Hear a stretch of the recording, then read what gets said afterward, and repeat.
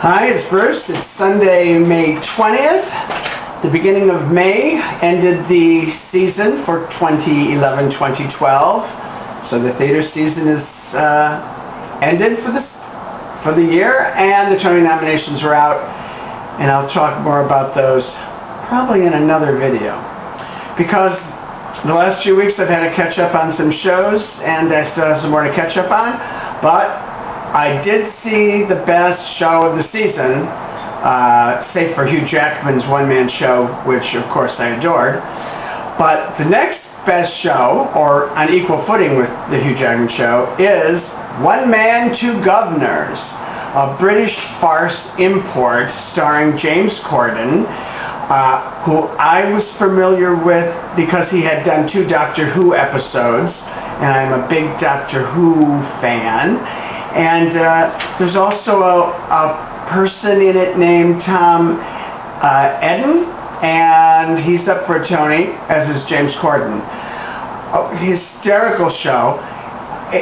It takes like 10 minutes to get going. There's a scene that sort of sets the stuff up, and then there's a roller coaster of farce and door slamming and mistaken identity and falling downstairs that just keeps you roaring with laughter. It's 2.5 hours long. I've heard some people say it's too long. It could be cut like 20 minutes, but I didn't have a problem with it. Hysterically funny. James Corden is brilliant, and I'll tell you, it's going to be it'll be an interesting Tonys, because there's actually like at least 3 races that I just couldn't even predict. So big recommendation for One Man, Two Guvnors. Please see it before it leaves. Then here's a show that I wasn't even planning on seeing, because I've seen a couple productions that were very good. Death of a Salesman. This is Philip Seymour Hoffman. I wasn't so sure about seeing him as Willy Loman. I was intrigued to see Andrew Garfield. The Times gave it a so-so review, so I just didn't want to spend all that money on these tickets because, you know, there was no discounts. And then a couple weeks ago, I decided we had to go meet some people for brunch, and I thought, let me see what's available. And we actually got 2 balcony seats that weren't too far off center. So we did see it this week from the balcony, and I have to say, I was wrong. It was really good. It might be my favorite Death of a Salesman. I think mostly because of Andrew Garfield and his chemistry with Philip Seymour Hoffman. I wasn't sure if he's the best Willy Loman I've ever seen, but the combination of Andrew Garfield, a young film actor who was in Social Network, and him was incredible. And I think it's the first Death of a Salesman I've actually cried, and so did Bill. Finn Wittrock, Linda Emond, and John Glover are also in the cast. So if you can hustle up a ticket, it's closing in a few weeks, I believe, maybe 2 or 3 weeks. It was pretty much my favorite Death of a Salesman I've seen. I saw 2 musicals. The big hit of the year, Newsies, which I'd heard a lot about, and the star of Newsies, well, the star of Newsies is Jeremy Jordan, the young actor who was Clyde in Bonnie and Clyde, but that closed earlier this season. And he's quite a star presence in Newsies, but the real star of Newsies is Chris Gattelli, the choreographer, because what this show has going for it is the best choreography I've seen in like years, and a wonderful young, energetic dancing cast. Now the rest of Newsies I found entertaining. I think it's not a great book. Harvey Fierstein did the book, but I think the movie, which I don't recall at all, I saw it once, I believe, didn't do well. It's got sort of a cult following. So I think it's a real stretch to make an interesting stage plot out of this. But Harvey Fierstein did a decent job. I don't care for the book that much. Alan Menken did the music, Jack Feldman did the lyrics. There's a couple songs that are good.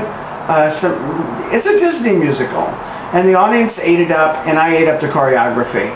So if you want to see great choreography and you can get a ticket, Newsies actually, it's probably my favorite musical of the season. But if you've seen my reviews and saw all the musicals this season, you know that's not saying too much.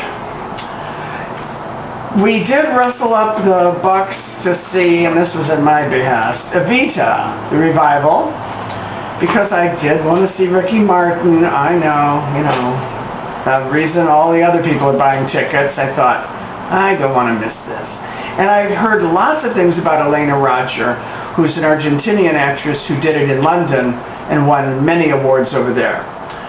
I had heard that her singing wasn't quite strong, and but I didn't put much stock in that until I saw it, and I did think she was an interesting Evita acting-wise, sort of, but her singing wasn't that strong, and it made me long for Patti LuPone. And if you know my ups and downs with Patti LuPone, you know that if I wanted Patti LuPone, then I really preferred Patti LuPone.